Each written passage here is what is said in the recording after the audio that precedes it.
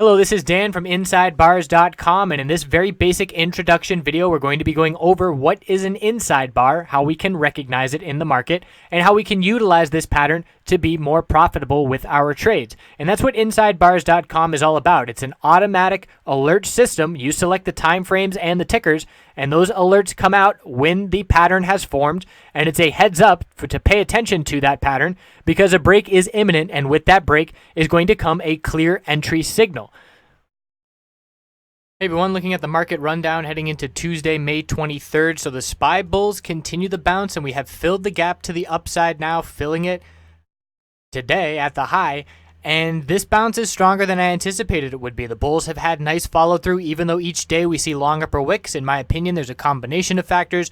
Number one, the tech sector remains strong as ever. Number two, oil has bounced 7% in the past couple days, and it held up today, just traded sideways. We haven't seen any pullback in oil, and natural gas bounced as well. So the energy sector was definitely contributing to some of the bullish action in SPY.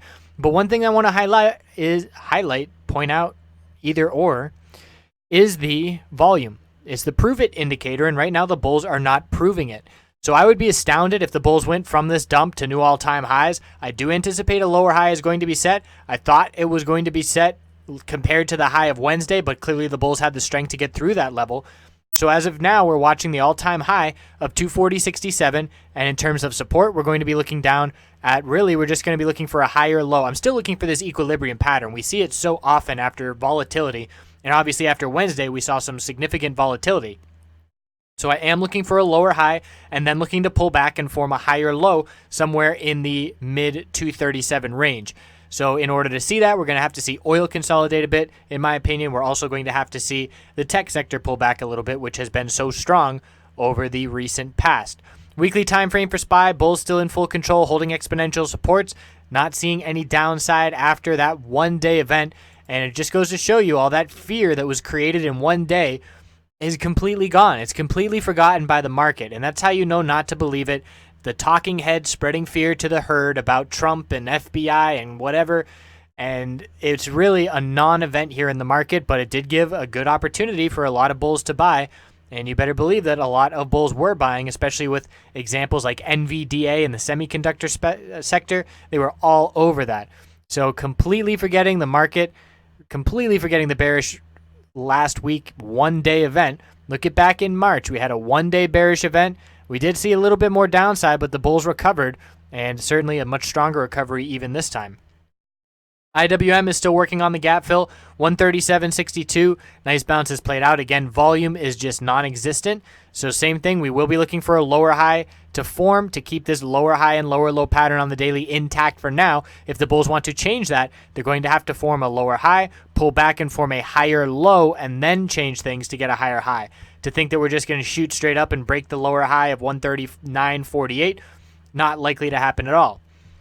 Weekly time frame for IWM, still maintaining higher lows. 132.40 is the absolute must hold, and now we have another higher low of 134.23 to keep the bulls in control. They're trying to regain the middle Bollinger Band on the weekly of 136.78, and we'll see if the bulls are able to close over that level by the end of the day on Friday. QQQ, led by the tech sector, filled the gap to the upside, and we are just one level away from the all-time high, 139.64. Bulls are extremely strong on QQQ and seeing extremely strong follow-through with the close. So after a weak day to end last week with an upper wick of profit taking, the bulls completely shook that off and held strong all day. Today was a very boring day. Very flat trading, lack of volume, certainly not ideal for day trading, and the bulls just held on, and it was really an example that the bears were just nowhere to be found. They didn't even make any attempt whatsoever to try and knock the price down. So the weekly time frame for QQQ is negating the bearish reversal candlestick, continuing strong, continuing to hold exponential support, and there is no sign of the bears at this point. We'll have to see if that changes by the end of the week. If we do set a lower high, we do have 4 days to consolidate before this candlestick shape is locked in. So we'll keep checking back in as always. Have a great night. We'll see you tomorrow.